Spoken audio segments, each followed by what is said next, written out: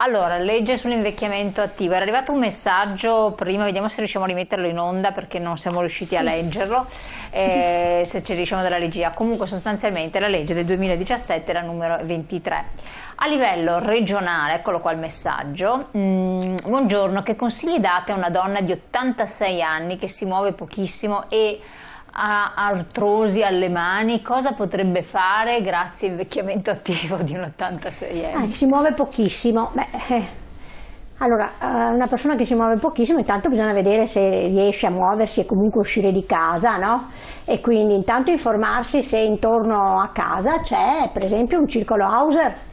Però così, in questi circoli Hauser le persone vengono o un centro anziani, insomma, dove può andare ma se non può muoversi da casa, perché tante persone, quello che dicevo un po' prima, no? Ma c'è anche il trasporto sociale, c'è il trasporto sociale. L'Hauser fa anche trasporti sociali, per esempio porta le persone a fare le visite, quelli che non hanno nessuno che li può portare, ma anche, credo, per partecipare ad attività. Ecco, diciamo che l'anno scorso queste attività sono state chiuse perché non era possibile. Adesso qualche circolo rispetto a certe attività cominciano a farlo. Ho visto ieri che c'era un circolo nel Veneziano, per esempio, che sotto un gazebo all'aperto facevano attività di infilare le perle, no? Imparavano a fare collane, queste robe qua, quindi anche un'attività fine, no? di motricità però richiede, fine, esatto, per gli anziani eccetera.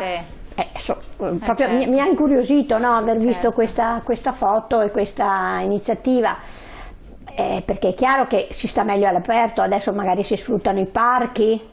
Le stesse associazioni. Il problema forse adesso è è molto sentito perché tante attività, abbiamo visto, sono state sospese per veramente un anno, un anno e mezzo, alcune non hanno ripreso, perché mi diceva una signora che i centri estivi per anziani molti non sono stati ripresi, anzi proprio col marito lei sperava di poter fare un centro estivo e invece ha dovuto prendersi una casetta per conto suo in affitto in un residence sperando di stare in una compagnia.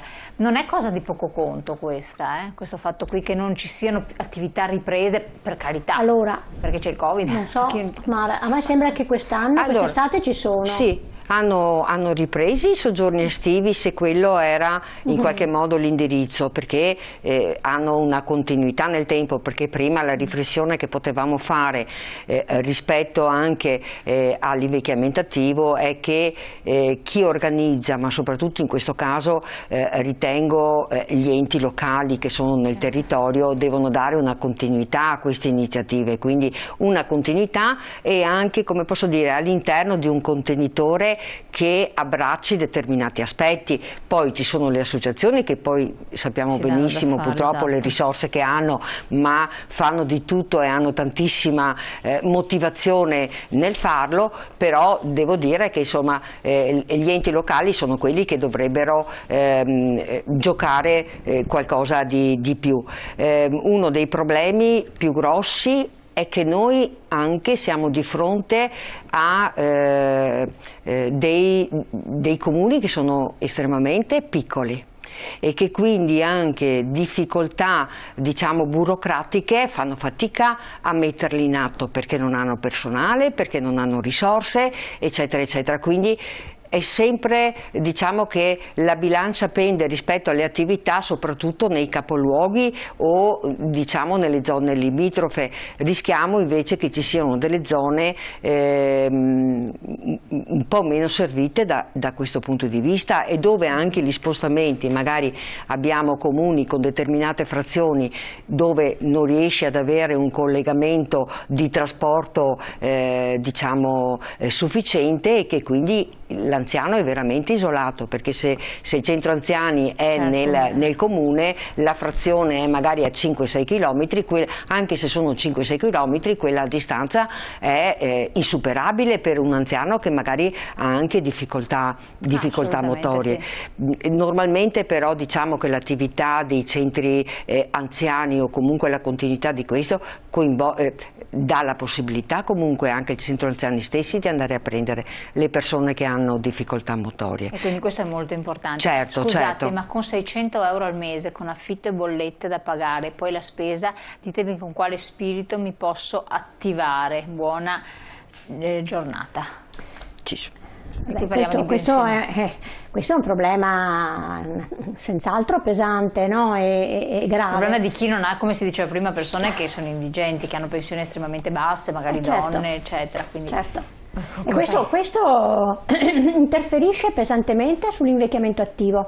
Avere una situazione di basso reddito, di bassa scolarità, di poco interessi, di solitudine, no? Magari di problemi di salute e quant'altro. Perché comunque tutto ha un costo. Ma questo è l'attività del sindacato, le battaglie che facciamo, perché questo per dare sollievo, per aiutare chi ha una pensione bassa, non so, adesso è appena questo mese a chi ne ha diritto è stata data la 14ª, no? Questa è frutto di una nostra battaglia portata avanti negli anni.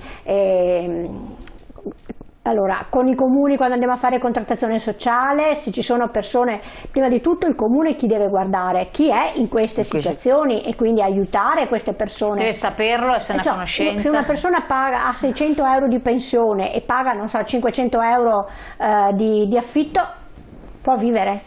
No, ma allora ci sono i servizi sociali, bisogna anche, come dire, avere, non dico il coraggio, ma insomma...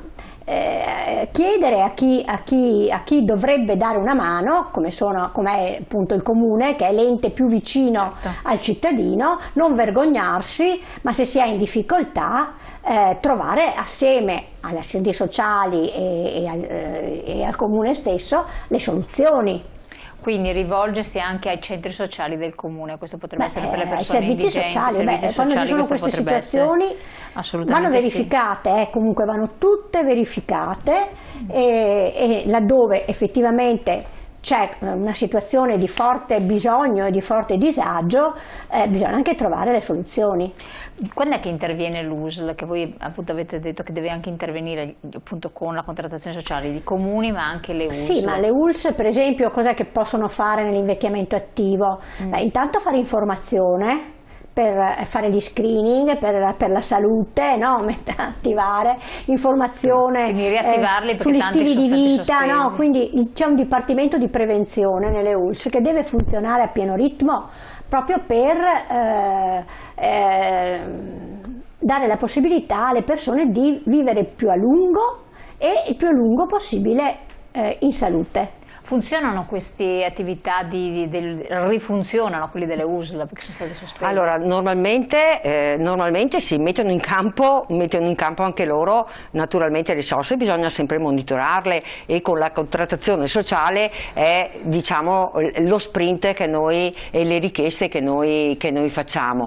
Tantissime attività tra l'altro di prevenzione sulla salute sono intrecciate anche con le attività dei comuni e degli uffici di assistenti sociali, quindi non è che ogni settore o il comune in sé con i servizi sociali operano in un ramo e invece l'attività di prevenzione o di informazione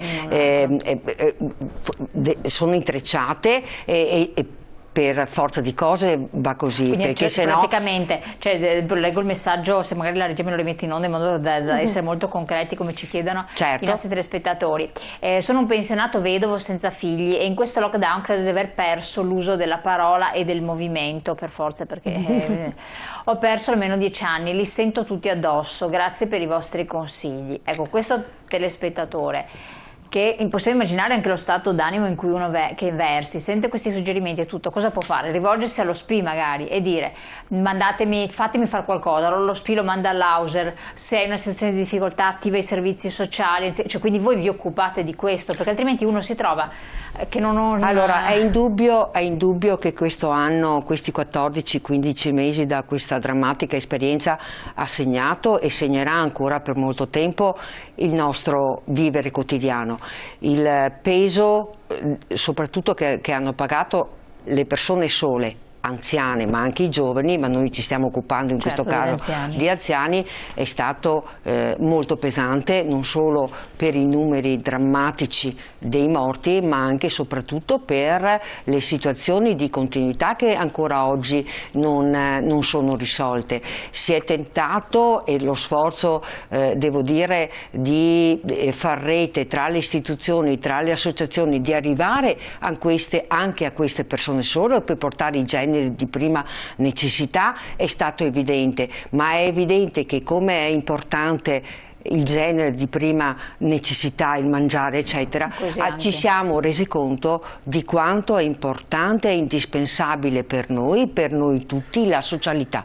Questo è indubbio, quindi ci stiamo riprendendo, sempre io dico stiamo attenti perché fuori c'è ancora tutto lì, quindi dobbiamo fare attenti, abbiamo adesso degli strumenti dei vaccini, però dobbiamo tentare di riprendere piano piano la socialità che avevamo precedentemente, per cui certamente lo SPI e le sedi dello SPI nelle zone che sono capillari non solo in città ma anche in provincia possono, devono, fanno come punto di riferimento anche per queste situazioni, perché noi dobbiamo fare anche i conti che le persone anziane normalmente hanno anche poca possibilità di avere strumenti digitali che oggi ci informano. Quello che volevo dire, cioè, se uno si mette su internet trova tutto, esatto, oggi ci informano su tutto in tempo reale. Invece purtroppo noi abbiamo fasce di popolazione che purtroppo non hanno questi strumenti. Sono stati fatti anche dei corsi in questo periodo di digitalizzazione anche nei confronti delle persone anziane e quindi secondo me la prima cosa da fare è di recarsi, di andare, troveranno sicuramente accoglienza e troveranno un aiuto e eventualmente indicazioni. Se non c'è, ci sono le associazioni diciamo prettamente culturali, sicuramente lo SPI può dare attraverso i collaboratori informazioni. Andiamo in pubblicità rapidissimi, c'è anche la questione che è prevista peraltro nella legge di sostegno alle famiglie, questa è un'altra questione molto importante, ci sono persone, abbiamo parlato anche tante volte insieme, che si dedicano a donne che hanno lasciato il lavoro per seguire il familiare a casa, che hanno grosse difficoltà, i famosi caregiver, ne parliamo subito dopo la pubblicità, tra poco.